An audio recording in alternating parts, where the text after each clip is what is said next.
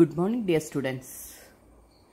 ഇന്ന് നമ്മൾ ഡിസ്കസ് ചെയ്യാൻ പോകുന്നത് കഴിഞ്ഞ ക്ലാസ്സിൽ ഡിസ്കസ് ചെയ്ത ട്രാൻസ്ഫർ ടെക്നിക്സിൻ്റെ കണ്ടിന്യൂവേഷനാണ്.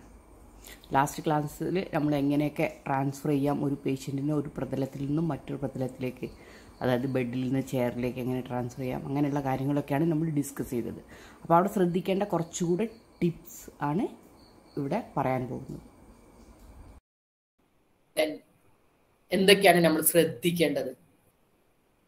ഒരു പേഷ്യന്റിനെ ഒരു സർഫസിൽ നിന്ന് മറ്റൊരു സർഫസിലേക്ക് മാറ്റുന്ന സമയത്ത് എന്തൊക്കെ നമ്മൾ ശ്രദ്ധിക്കണം? Ensure the receiving surface is little bit lower.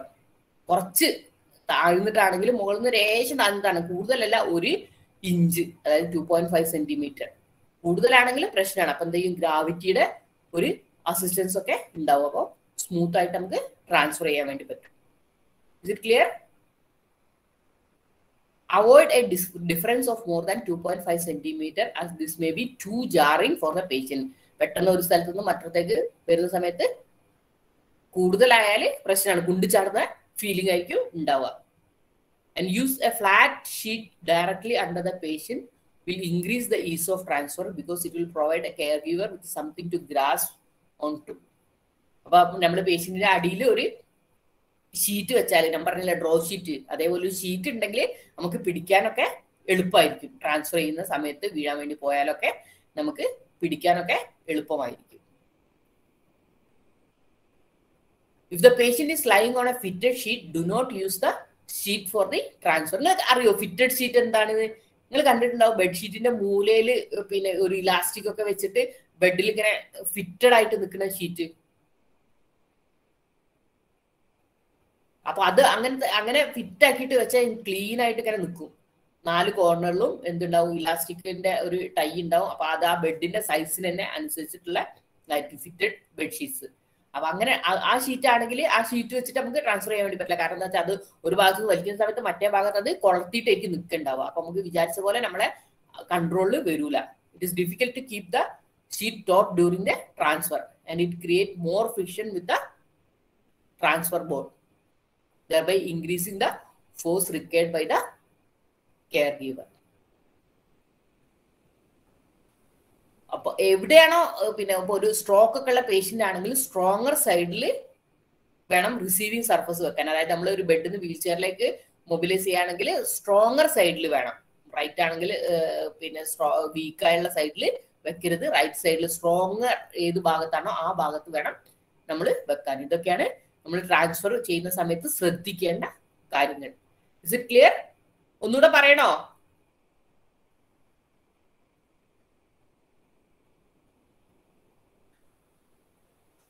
Factors to consider when assessing the patient handling tasks. എന്തൊക്കെ നമ്മൾ പേഷ്യന്റിനെ ഹാൻഡിൽ ചെയ്യുന്ന സമയത്ത് കൺസിഡർ ചെയ്യണം.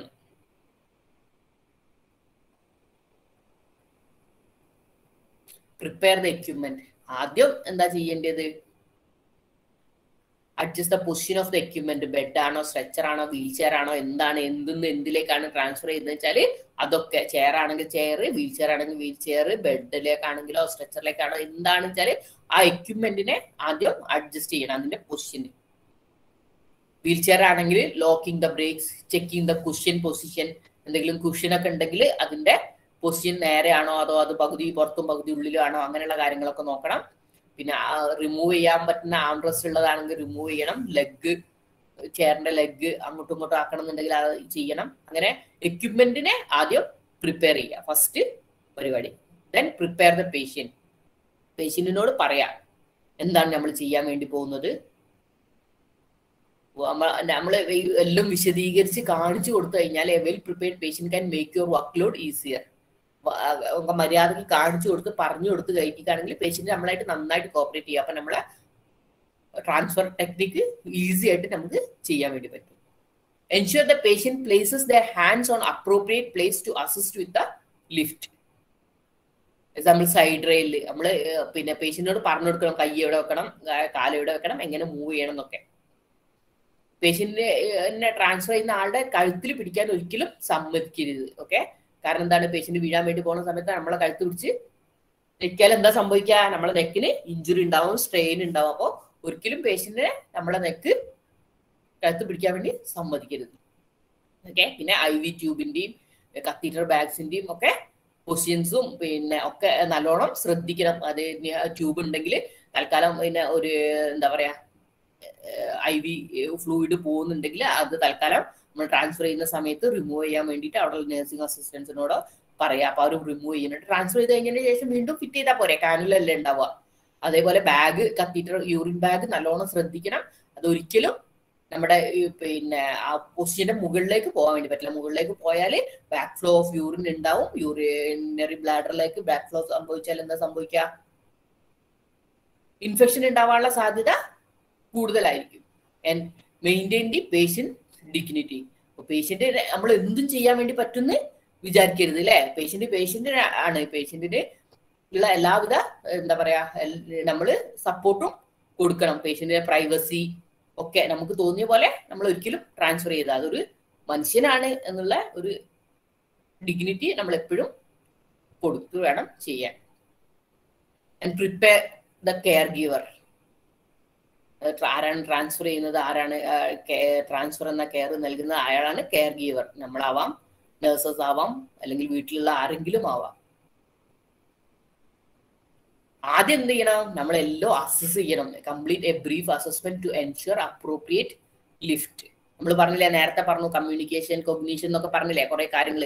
അതൊക്കെ ഫിസിക്കൽ സ്റ്റാറ്റസ് അതൊക്കെ നമ്മളെ മനസ്സിൽ ഉണ്ടാവണം. അതിന്റെ ഇത് എങ്ങനെയാണ് ഈ പേഷ്യന്റ് നമ്മൾ ട്രാൻസ്ഫർ ചെയ്യുന്ന സമയത്ത് പോവാന്നുള്ളതിനെ കുറിച്ച് നല്ലൊരു ഐഡിയ ആദ്യം ഉണ്ടാവണം. Position the care giver so the patient feel safe and patient can hear and see the caregiver and with appropriate body mechanics. അത് ഈ കെയർ ഗീവർ ഒരു കാല് കുറച്ച് വിടർത്തി, നീസ് ഒരു സ്ലൈറ്റ്ലി ബെൻഡാക്കി, കാലിന്റെ മുട്ടൊക്കെ കുറച്ച് ബെൻഡ് ചെയ്ത് പേഷ്യന്റ് കാണുന്നിടത്ത് നിൽക്കണം. അപ്പൊ പേഷ്യന്റിന് ഉണ്ടാവും ഇന്നെ പിടിക്കാൻ ഒരാളുണ്ട് എന്നുള്ളൊരു ബോധം ഉണ്ടാവും അല്ലെ. അപ്പൊ പേടിയൊക്കെ പോകും. അപ്പൊ കുറെ കൂടെ ആക്റ്റീവായിട്ട് പാർട്ടിസിപ്പേറ്റ് ചെയ്യാൻ വേണ്ടി പറ്റും. Discuss the plan with the lifting partners. നമ്മൾ ആരാണ് നമ്മളെ കൂടെ ഉള്ളത്? നമ്മൾ ഒരാളായിരിക്കില്ലല്ലോ പേഷ്യന്റിനെ ട്രാൻസ്ഫർ ചെയ്യാൻ വേണ്ടി പോവുക. അപ്പൊ ഒരു മെയിൻ ആള് എന്ത് ചെയ്യണം? അത് നമ്മൾ എങ്ങനെയാണ് ട്രാൻസ്ഫർ ചെയ്യാൻ വേണ്ടി പോകുന്നത്, ഏത് രീതിയിലാണെന്നുള്ളത് ആദ്യം പറയണം. അല്ലാണ്ട് ഒരാൾ വേറൊരു രീതിയിലും വേറൊരാൾ വേറൊരു രീതിയിലും വലിച്ചാൽ ആകെ പ്രശ്നമാവില്ലേ. പേഷ്യന്റ് നിലത്ത് കിടക്കും. ഒരാൾ വേറെ ഉദ്ദേശിച്ചാൽ അവിടെയാണ് എന്തുള്ളത്? നമ്മുടെ കമ്മ്യൂണിക്കേഷന്റെ റോൾ ഉള്ളത്. Discuss the plan with the lifting partners. Explain the plan to the patient including their role in the transfer or lift. എന്ത് പേഷ്യന്റ് എന്ത് ചെയ്യണം, നമ്മൾ എന്ത് ചെയ്യുമ്പോൾ എന്ത് ചെയ്യണം എന്നുള്ളതിനെ കുറിച്ച് സിമ്പിൾ ആയിട്ട് 1 സ്റ്റെപ്പ് കമാൻഡ് കൊടുക്കണം. മൂവ്, അങ്ങനെ ഒരു കമാൻഡ് 1 സ്റ്റെപ്പ് കമാൻഡ് കൊടുക്കണം. സിമ്പിൾ ഇൻസ്ട്രക്ഷൻസ് ആയിരിക്കണം. നമ്മളെ അബ്ഡോമിനൽ മസിൽസ് നമ്മൾ എന്ത് ചെയ്യുക? ടൈറ്റൻ ചെയ്യുക ലിഫ്റ്റ് ചെയ്യുന്നതിന്റെ മുന്നേ. അപ്പൊ നമ്മളെ ബാക്ക് സ്ട്രെയിൻ ഒക്കെ ഒഴിവാക്കാൻ വേണ്ടിയിട്ടാണ് അങ്ങനെ പറയുന്നത്. Maintain A normal spinal alignment by keeping a slight inward curve just above the pelvis and use the powerful leg muscles to help with the handling procedure. leg muscles ആണ് നമ്മൾ main ആയിട്ട് use ചെയ്യുന്നത്, back muscles അല്ല. അപ്പൊ ബാക്കിന് strain ഉണ്ടാവാതെ നമ്മളെ തന്നെ ശ്രദ്ധിക്കണം. അതാണ് ഈ ലിഫ്റ്റിങ്ങിലുള്ള ഒരു പ്രധാനപ്പെട്ട സംഭവം. and use both hands and hold the patient as close to your body as possible. നമുക്ക് അറപ്പോ വെറുപ്പോ ഒന്നും ഉണ്ടാവാൻ വേണ്ടി പറ്റില്ല. പേഷ്യന്റ് ആണ് എങ്ങനെ നമ്മുടെ ശരീരത്തോട്, നമ്മൾ അതിന് വേണ്ടിയിട്ടാണ് എന്ത് ഡോക്ടർ കോട്ടൊക്കെ ഇട്ടിട്ടല്ലേ നമ്മൾ പേഷ്യന്റിനെ അസിസ്റ്റ് ചെയ്യാൻ വേണ്ടി പോവാ. അപ്പൊ അതിന് വേണ്ടിയിട്ടാണ് വേറൊരു ഡ്രസ്സ് ഇടും, യൂണിഫോം ഉണ്ടാവാം. അപ്പൊ അങ്ങനെയാണ സമയത്ത് നമ്മള് പേഷ്യന്റിനെ ക്ലോസ് കോണ്ടാക്ടിന് നമുക്ക് ഒരു അറപ്പോ വെറുപ്പോ ഒന്നും ഉണ്ടാവാൻ പാടില്ല. നമ്മുടെ ഫാമിലിയിലെ ഒരു മെമ്പറിന് ഒരു അസുഖം വന്നു കഴിഞ്ഞാൽ നമ്മൾ എങ്ങനെയാണോ അവരെ മാനേജ് ചെയ്യുക അതേ രീതിയിലായിരിക്കണം നമ്മൾ ചെയ്യേണ്ടത്. Okay. Use both hands and hold the patient as close to your body as possible. Never grasp the patient under the arms. കയ്യില് ഒന്നും പിടിക്കരുത്. കാരണം എന്താണ്? അത് ഡിസ്ലൊക്കേറ്റ് ചെയ്ത് പോവാം, സബ്ലൊക്കേറ്റ് ചെയ്ത് പോവാം. ഡിസ്ലൊക്കേഷൻ സബ്ലക്സേഷനും എന്താണെന്ന് നിങ്ങൾക്ക് അറിയാലേ. അത് ജോയിന്റിൽ വിട്ടുപോവാം, തെന്നിപ്പോവാം. അതൊന്നും ഉണ്ടാവാതിരിക്കാൻ വേണ്ടിയിട്ടാണ് കയ്യിൽ പിടിക്കരുത് എന്ന് പറയുന്നത്. Count with the lifting partners so everyone moves at the same time. Okay. നമ്മൾ പറയാ 1 2 3 ലിഫ്റ്റ്, അങ്ങനെ പറഞ്ഞിട്ട് വേണം ലിഫ്റ്റ് ചെയ്യാൻ. അല്ലാണ്ട് ഒരാൾ 1 2 ആകുമ്പോഴത്തേക്ക് മറ്റേ ആൾ 3 കഴിഞ്ഞ് കഴിഞ്ഞാൽ എന്താവും? അവിടെ ഒരു കോർഡിനേഷൻ ഉണ്ടാവില്ല. ഓക്കെ 1 2 3 എന്ന് പറയുമ്പോഴത്തേക്ക് എന്ത് ചെയ്യണം, ലിഫ്റ്റ് ചെയ്ത് എടുക്കണം. അത് ആ കൗണ്ട് ചെയ്തിട്ടില്ലെങ്കിൽ അറിയില്ല നമ്മൾ എവിടെയാണ്, മറ്റോന് എവിടെയാണ്, നമ്മളെ പാർട്ട്ണർ എവിടെയാണെന്നുള്ളതിനെ കുറിച്ച് നമുക്ക് അറിയില്ല. അപ്പൊ അത് അറിയാൻ വേണ്ടിയിട്ടാണ് നമ്മൾ കൗണ്ട് ചെയ്യുന്നത്. Okay, be prepared for unexpected. എന്തും സംഭവിക്കാൻ ട്രാൻസ്ഫറിൽ, അപ്പൊ നമ്മൾ പ്രിപ്പയർഡ് ആയിരിക്കണം. If the load starts to lift, patient വീഴാൻ വേണ്ടി പോവുകയാണെങ്കിൽ എന്ത് ചെയ്യണം, ഗോ വിത്ത് ഇറ്റ്. ആ പേഷ്യന്റിനെ പതുക്കെ നിലത്ത് വെക്കുക. വീഴാൻ പോവുകയാണെങ്കിൽ ഇടല്ല ചെയ്യുക. ഓക്കെ, തല എന്താണ് ഫ്രാക്ചർ ഉണ്ടാവും അല്ലെ, തല പിടിക്കാൻ നോക്കുക, തലക്ക് ഒരു ഇഞ്ചുറി സംഭവിക്കാതിരിക്കാൻ നോക്കുക, പതുക്കെ താഴെ വെക്കുക. അല്ലാണ്ട് പിന്നെ വീഴാൻ പോകുന്ന പേഷ്യന്റിനെ വീഴരുത് എന്ന് വിചാരിച്ചിട്ട് നമ്മൾ എടുത്തിട്ട് കഴിഞ്ഞാൽ എന്താ സംഭവിക്കുക, അടുത്ത ബെഡിൽ നമ്മൾ കിടക്കേണ്ടി വരും. കാരണം നമ്മുടെ ബാക്ക് പോവും. അപ്പോ let it go but slowly. If the patient falls, assess their condition before returning them to the bed. BP ഒക്കെ നോക്കുക, പൾസ് നോക്കുക, പിന്നെ ചോദിക്കുക വേദന ഉണ്ടോ, എവിടെയാണ് എന്തെങ്കിലും പ്രശ്നങ്ങൾ ഉണ്ടോ എന്നുള്ളതൊക്കെ ചോദിക്കുക. ഈ പേഷ്യന്റ് കോപ്പറേറ്റീവ് അല്ലെങ്കിൽ അഗ്രസീവ് ആണെങ്കിൽ എന്ത് ചെയ്യുക, ദേഷ്യം പിടിക്കുക, നമ്മൾ അടിക്കാൻ നോക്കുക, അങ്ങനെയൊക്കെ ഉണ്ടാവും പ്രായമായ ആൾക്കാർ ആണെങ്കിൽ. അപ്പൊ എന്ത് ചെയ്യുക, പോസ്റ്റ്പോൺ ചെയ്യുക, പിന്നെ ട്രാൻസ്ഫർ ചെയ്യുക. ആ പേഷ്യന്റ് നല്ല മൂഡിലേക്ക് വന്ന് കോപ്പറേറ്റീവ് ആണ് സമയത്ത്. അൺകോപ്പറേറ്റീവ് ആയിട്ടുള്ള പേഷ്യന്റിനെ ട്രാൻസ്ഫർ ചെയ്യുക എന്ന് പറഞ്ഞു കഴിഞ്ഞാൽ that's not recommendable. And clear the working area, eliminate any obstacle, ensure adequate lighting, dry floor, and minimize distracting noises.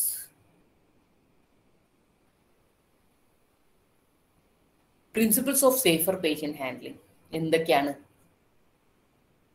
Before the task, നമ്മൾ ട്രാൻസ്ഫർ ചെയ്യുന്നതിന്റെ മുന്നേ wear the right clothes. Make sure your clothing and footwear are appropriate. നമ്മൾ ഇടുന്ന ഡ്രസ്സും നമ്മളുടെ ഫുട്വെയറും, നമ്മള് ഒരു ഹീലുള്ള ചെരുപ്പൊക്കെ ഇട്ടിട്ട് പേഷ്യന്റിനെ ട്രാൻസ്ഫർ ചെയ്യാൻ വേണ്ടി പോയാൽ എങ്ങനെ ഉണ്ടാവും, ജസ്റ്റ് ഇമാജിൻ. അല്ലെങ്കിൽ ടൈറ്റ് ആയിട്ടുള്ള ജീൻസ് ഒക്കെ ഇട്ട് നമ്മള് എന്താ പറയാ പാർട്ടിക്കൊക്കെ പോണ പോലെ ഒരു പേഷ്യന്റിനെ ട്രാൻസ്ഫർ ചെയ്യാൻ പോയാൽ എങ്ങനെ ഉണ്ടാവും? Cloth should allow free movement and shoes should be non slip, supportive and stable. പേഷ്യന്റിന്റെ നമ്മളതും അങ്ങനെ ആയിരിക്കണം. Never lift, never plan to lift manually. Always use a hoist to lift a patient. നമുക്ക് പേഷ്യന്റ് സപ്പോർട്ട് ചെയ്യാൻ വേണ്ടി പറ്റാത്ത patient ആണ്, ഒരിക്കലും മാനുവലി ലിഫ്റ്റ് ചെയ്യാൻ വേണ്ടിയിട്ട് നമ്മൾ ശ്രമിക്കരുത്. ഒരു ഹോയിസ്റ്റ്, മെക്കാനിക്കൽ ട്രാൻസ്ഫറിന് ഞാൻ പറഞ്ഞില്ല നേരത്തെ, അതേപോലെയുള്ള ലിഫ്റ്റിംഗ് എക്യുപ്മെന്റ്സ് ഒക്കെ ഉണ്ടാവും, അത് യൂസ് ചെയ്യാം. No your limits. നമ്മളെ തന്നെ അറിഞ്ഞിരിക്കുക. ഒരു 150 കിലോ ഉള്ള ഒരാളെ ഒരു 60-70 കിലോ ഉള്ള ഒരാള് പൊക്കാൻ വേണ്ടി പോയാൽ എങ്ങനെ ഉണ്ടാവും? ഒറ്റക്ക് സൂപ്പർ പെൻ കഴിക്കാൻ വേണ്ടി പോയാൽ നമുക്ക് പറ്റൂലെങ്കിൽ നമ്മളത് ഇൻഫോം ചെയ്യണം. അല്ലെങ്കിൽ എത്ര ആൾക്കാരുടെ അസിസ്റ്റൻസ് വേണം എന്നുള്ളത് നമ്മൾ പറയണം. നമ്മൾ പറയാതെ അറിയൂല അല്ലെ? അപ്പൊ അക്കാര്യങ്ങളൊക്കെ ആണ് എന്തുള്ളത്, പേഷ്യന്റ് ഹാൻഡ്ലിങ്ങിൽ ശ്രദ്ധിക്കേണ്ടത്. ലിഫ്റ്റ് ചെയ്യരുത്. No your limit is very important. Physiotherapist എന്ന് പറഞ്ഞു കഴിഞ്ഞാണെങ്കിൽ, അല്ലെങ്കിൽ ഒരു നേഴ്സ് എന്ന് പറഞ്ഞാൽ ഇത്ര ഹൈറ്റ് ഉള്ള ആള് വേണം, അങ്ങനെ നമ്മള് പിന്നെ മിലിറ്ററി പോകുന്ന പോലെ ഒന്നും ഇല്ലല്ലോ അല്ലെ? ചെറുതാവാം, മെലിഞ്ഞ ആളാവാം, തടിച്ച ആളാവാം, വലിയ ആളാവാം, എങ്ങനെ ആവാം. പേഷ്യൻസും അതേപോലെ ആവാം. അപ്പോ നമ്മൾ ലിമിറ്റ് അറിഞ്ഞിട്ട് ചെയ്യാം. Do one thing at a time. ഒരു കാര്യം മാത്രം ഒരു സമയത്ത് ചെയ്യുക. എല്ലാം കൂടെ വാരി വലിച്ച് ചെയ്യാൻ വേണ്ടി പോകരുത്. Don't try to adjust the patient clothing during the transfer. നമ്മൾ പേഷ്യന്റിനെ ട്രാൻസ്ഫർ ചെയ്യുന്ന സമയത്ത് അതിന് മുന്നേ തന്നെ നമ്മൾ പേഷ്യന്റിന്റെ ഗൗൺ ഇല്ലെങ്കിൽ ബാക്കിൽ ഓപ്പൺ ആയിട്ടുള്ള ഗൗൺ ആണെങ്കിൽ വേറൊരു ഗൗൺ ബാക്കിൽ മുന്നിലൂടെ ഇട്ട് കൊടുക്കണം. അല്ലാണ്ട് ട്രാൻസ്ഫർ ചെയ്യുന്ന സമയത്ത് ബാക്ക് കാണുന്നുണ്ട് വിചാരിച്ചിട്ട് പിടിക്കാനൊക്കെ നോക്കി കഴിഞ്ഞാൽ എന്താവും? പ്രശ്നമാവും. Okay, do one thing at a time. Don't try to do two things. Okay, and prepare for the task. നമ്മൾ എന്താ ചെയ്യാൻ വേണ്ടി പോകുന്നത്, അതിന് എന്തൊക്കെ ആവശ്യമുണ്ട്, പിന്നെ ആരൊക്കെ ആവശ്യമുണ്ട്, നമുക്ക് ഒറ്റയ്ക്ക് ചെയ്യാൻ വേണ്ടി പറ്റുമോ, എന്തെങ്കിലും എക്യുപ്മെന്റ് വേണോ എന്നുള്ളതിനൊക്കെ തീരുമാനിച്ച് എന്ത് ചെയ്യുക, അത് ആ കാര്യങ്ങളൊക്കെ പ്രിപ്പയർ ചെയ്ത് വെക്കുക. പിന്നെ വേറെ ഒരു ഇമ്പോർട്ടന്റ് ആയിട്ടുള്ള കാര്യമാണ് ചൂസ് എ ലീഡ് കെയറർ. നമ്മൾ 2-3 ആൾക്കാർ പോയിട്ട് ഒരാൾ അങ്ങനെ ട്രാൻസ്ഫർ ചെയ്യുക, മറ്റേ ഇങ്ങനെ ട്രാൻസ്ഫർ ചെയ്യുക പറഞ്ഞു കഴിഞ്ഞാൽ പ്രശ്നമാണ്. ഒരാള് ലീഡ് ചെയ്യണം. എപ്പോഴും ഒരു കാര്യത്തിന് ഒരു നേതാവ് ഉണ്ടാവണം അല്ലെ? നേതാവ് ഇല്ലെങ്കിൽ എന്താ സംഭവിക്കുക? ഓരോരുത്തരെ ഇഷ്ടം പോലെ ചെയ്യും. ആ നേതാവ് എന്ത് ചെയ്യണം? പേഷ്യന്റിന്റെ പ്രൊഫൈൽ ചെക്ക് ചെയ്യണം, coordinate the move. And Try to match the height of the carriers if possible to avoid awkward postures. ഒരു വലിയ ആൾക്കാരെ അല്ലെങ്കിൽ ചെറിയ ആൾക്കാരെയൊക്കെ ഒരു നല്ല ഹൈറ്റുള്ള 6 അടി ഉള്ള ഹൈറ്റുള്ള ഒരു ഫിസിയോതെറാപ്പിസ്റ്റ് ഒരു ചെറിയ ആളെ ആക്കുന്ന സമയത്ത് ബെൻഡ് ചെയ്യണം. അപ്പോ അങ്ങനെയുള്ള സമയത്തൊക്കെ ഇഫ് പോസിബിൾ ചെയ്യാം. പോസിബിൾ അല്ലെങ്കിൽ നമ്മൾ കാര്യങ്ങൾ അങ്ങനെ ചെയ്യാം, അത്രേ ഉള്ളൂ. ആൻഡ് എൽബോസ് ഇൻ, നമ്മൾ എപ്പോഴും ബോഡിയിലേക്ക് ടച്ച് ചെയ്ത് വെക്കണം. Keep your elbows tucked in and avoid reaching the farther away from the body the load is greater the potential for harm. നമ്മൾ എൽബോ എപ്പോഴും അടുത്ത് കീപ്പ് ചെയ്ത് കഴിഞ്ഞാൽ നമ്മളെ ബോഡിയിലേക്ക് ആ ലോഡ് ട്രാൻസ്ഫർ ചെയ്ത് പോകും. അപ്പോൾ ഇഞ്ചുറി ഒക്കെ ഉണ്ടാവാനുള്ള സാധ്യത കുറയും. അബ്ഡോമിനൽ മസിൽസ് ടൈറ്റൻ ചെയ്യുക. സ്പൈനിനെ സപ്പോർട്ട് ചെയ്യാൻ വേണ്ടിയിട്ട് എപ്പോഴും തല ഉയർന്ന് തന്നെ ഇരിക്കണം, head up. And chin tucked. Tuck ചെയ്യാന്ന് പറഞ്ഞാൽ എന്താണ്, ശരിക്കും നല്ല പൊസിഷനിൽ തന്നെ നിൽക്കുക. സി, ഇതാണ് chin tuck. And move smoothly throughout the technique and avoid fixed holds. ക്വിക്കായിട്ടൊന്നും ചെയ്യാൻ വേണ്ടി പറ്റില്ല. ഒരു എന്താ പറയാ, സ്മൂത്ത് ആയിട്ട് വേണം മൂവ് ചെയ്യാൻ വേണ്ടിയിട്ട്. പണി കഴിഞ്ഞ് കഴിഞ്ഞതിന് ശേഷം എന്ത് ചെയ്യണം? Correct your posture, stand up straight and spinal alignment. Transfer ചെയ്യുന്ന ആൾ കേട്ടോ, ചെയ്ത ആളല്ല, ചെയ്യുന്ന ആളും. Hold your chest open, shoulders back and abdominal muscles in lower body aligns properly with upper body. And reevaluate the task. നമ്മൾ ചെയ്തത് ശരിയായോ, എന്തെങ്കിലും കൂടുതൽ നല്ല രീതിയിൽ ചെയ്യാൻ വേണ്ടി പറ്റുമോ എന്നൊക്കെ റീവാലുവേറ്റ് ചെയ്യുക. ചെയ്യാൻ വേണ്ടി പറ്റുമായിരുന്നെങ്കിൽ എങ്ങനെ ചെയ്യാൻ വേണ്ടി പറ്റുമായിരുന്നു. അപ്പൊ നെക്സ്റ്റ് ഡേയിൽ ഇങ്ങനെയല്ല മറ്റേ രീതിയിൽ ചെയ്താൽ നമുക്ക് എളുപ്പമായിരിക്കും എന്ന് ഒരു ട്രാൻസ്ഫറിൽ തന്നെ നമുക്ക് മനസ്സിലാവും. അപ്പൊ അത് റീവാലുവേറ്റ് ചെയ്യണം. പിന്നെ വേസ്റ്റിന്റെ ഫയലിൽ നമ്മൾ കമന്റ്സ് ഒക്കെ എഴുതണം. എന്തെങ്കിലും പ്രശ്നം ഉണ്ടെങ്കിൽ അത് റിപ്പോർട്ട് ചെയ്യാൻ വേണം. ഓക്കെ, ഒരു പേഷ്യന്റിനെ ട്രാൻസ്ഫർ ചെയ്യാൻ ഇത്ര അധികം പ്രയാസം ഉണ്ടോ എന്ന് ചിന്തിച്ചു തുടങ്ങിയോ നിങ്ങൾ? Moving the patient from bed to wheelchair. See the picture. Remember, when patients are weak, brace your knees against their to keep the leg from buckling. See, ഈ തെറാപ്പിസ്റ്റ് അല്ലെങ്കിൽ കെയർ ഗീവർ ആളുടെ കാൽമുട്ട് പേഷ്യന്റിന്റെ മുട്ടിനായിട്ട് ലോക്ക് ചെയ്തിരിക്കുകയാണ്. അല്ലെങ്കിൽ എന്താ സംഭവിക്കുക, പെട്ടെന്നത് മുന്നോട്ട് പോകും. ബക്കിൾ ചെയ്ത് പോകുന്ന സമയത്ത് പേഷ്യന്റ് വീഴാനുള്ള സാധ്യത കൂടുതലാണ്. നേരത്തെ പറഞ്ഞിട്ടുണ്ടായിരുന്നു, സ്ട്രോങ്ങർ സൈഡിലേക്ക് വേണം പേഷ്യന്റിനെ ട്രാൻസ്ഫർ ചെയ്യാൻ. നമ്മൾ പ്രാക്ടിക്കലി ഒന്ന് ചെയ്ത് നോക്കുന്ന സമയത്ത് നിങ്ങൾക്ക് ഈ പറഞ്ഞ കാര്യങ്ങളൊക്കെ ക്ലിയർ ആവും. Sit the patient up. Position and lock the wheelchair close to the bed. ബെഡിന്റെ അടുത്തേക്ക് വീൽചെയർ കൊണ്ടുവയ്ക്കണം. വീൽചെയർ കുറെ ദൂരെ വെക്കരുത്. റിമൂവ് ചെയ്യാൻ വേണ്ടി പറ്റുന്ന ആംറസ്റ്റ് ഉള്ളതാണെങ്കിൽ റിമൂവ് ചെയ്യണം. പിന്നെ വീൽചെയറിന്റെ ലെഗ്സ് ഒക്കെ മാറ്റി വെക്കണം. പിന്നെ പേഷ്യന്റിനെ ഹെൽപ്പ് ചെയ്യണം ചെരിയാനൊക്കെ. പേഷ്യന്റിന്റെ കഴുത്തിന്റെ താഴെയായിട്ട് ഷോൾഡർ ബേഡ് സ്കാപ്പുലയിലെ എന്ത് ചെയ്യണം, നമ്മൾ സപ്പോർട്ട് ചെയ്യണം. ഓക്കെ, ഒരു കൈ സ്കാപ്പുലയിലും ഒരു കൈ പിന്നെ മുട്ടിന്റെ അടിയിലും വെച്ചിട്ട് പേഷ്യന്റ് നമ്മൾ ട്വിസ്റ്റ് ചെയ്തിട്ട് എന്ത് ചെയ്യാൻ വേണ്ടി പറ്റും, ഇരുത്താൻ വേണ്ടി പറ്റും. And swing the legs over the edge of the bed. ആദ്യം എന്ത് ചെയ്യണം, നമ്മൾ പേഷ്യന്റിനെ ഇരുത്തണം. എന്നിട്ടാണ് എന്ത് ചെയ്യുന്നത്, ട്രാൻസ്ഫർ ചെയ്യുന്നത് അല്ലെ, കിടന്നിട്ടല്ലല്ലോ. അപ്പൊ ഇരുത്താൻ വേണ്ടിയിട്ടാണ് ആദ്യം പേഷ്യന്റിനെ ടേൺ ചെയ്യുക. പിന്നെ ഒരു കൈ ഷോൾഡറിൽ ബ്ലേഡിൽ, അതായത് സ്കാപ്പുലന്റെ ഏരിയയിൽ ഒരു കൈ മുട്ടിലും വെച്ചിട്ട് പേഷ്യന്റിനെ ടേൺ ചെയ്ത് ഇരുത്തുക.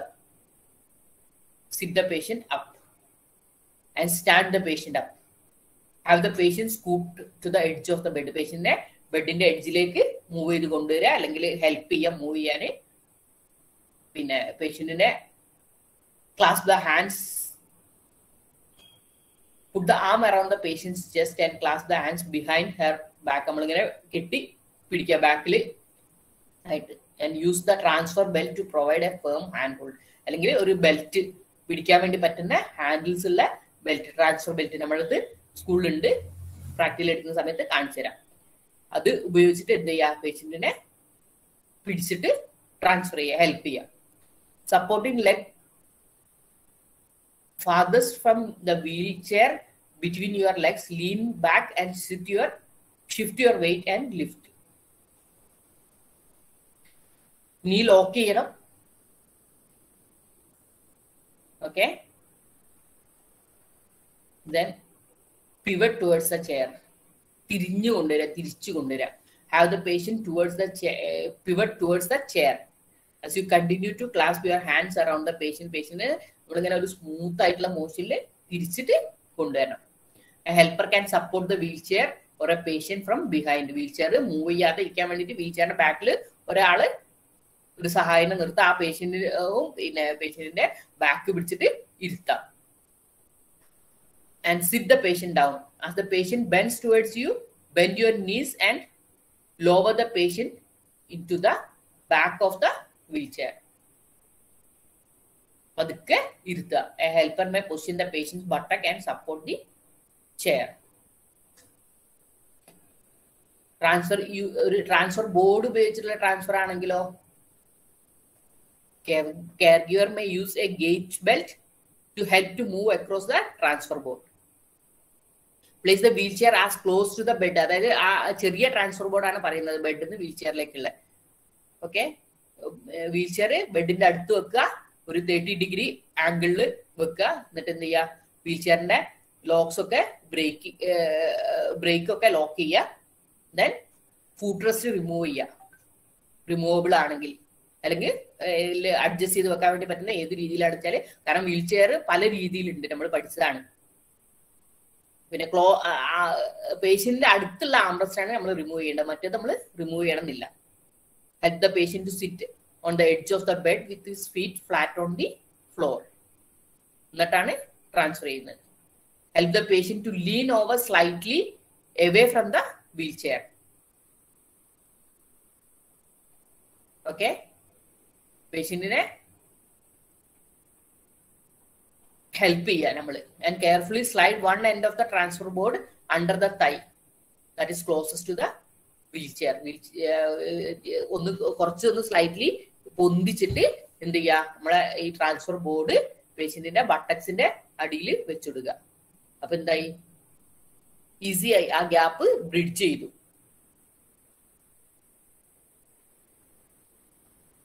And avoid pinching the patient skin. അത് നല്ലോണം ശ്രദ്ധിക്കണം. And place the other end of the transfer board flat on the seat of the wheel chair. ഉറപ്പായിട്ടും അല്ലേ, അപ്പോഴല്ലേ ഗ്യാപ്പ് ബ്രിഡ്ജ് ചെയ്യുക. ഒന്ന് ബെഡില് പേഷ്യന്റിന്റെ ബട്ടക്സിന്റെ അടിയിൽ ഒരു ഭാഗവും ഒരു ഭാഗം വീൽ ചെയറിന്റെ മുകളിലും ആണ്. പ്രത്യേകം ശ്രദ്ധിക്കണം സ്കിന്ന് പിഞ്ച് ചെയ്ത് പോവാതിരിക്കാൻ വേണ്ടിയിട്ട്. പേഷ്യന്റ് വീഴാൻ പോവാണെങ്കിൽ എന്താ സംഭവിക്കണ്ടേ? It's almost impossible stop a patient from falling. നമ്മൾ അങ്ങനെ ശ്രമിച്ചാൽ നമ്മൾ തന്നെ സ്വന്തം ഇഞ്ചുറി സംഭവിക്കുകയാണ്.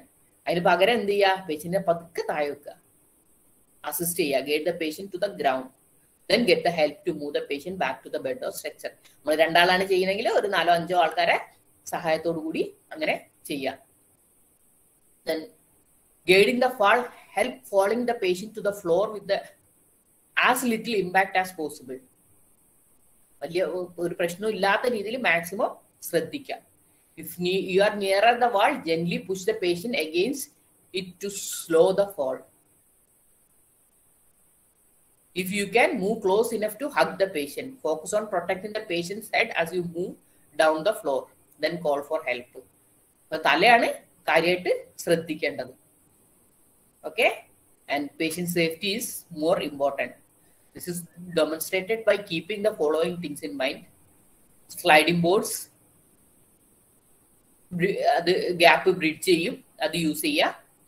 Then ascertain that the chairs and beds are locked.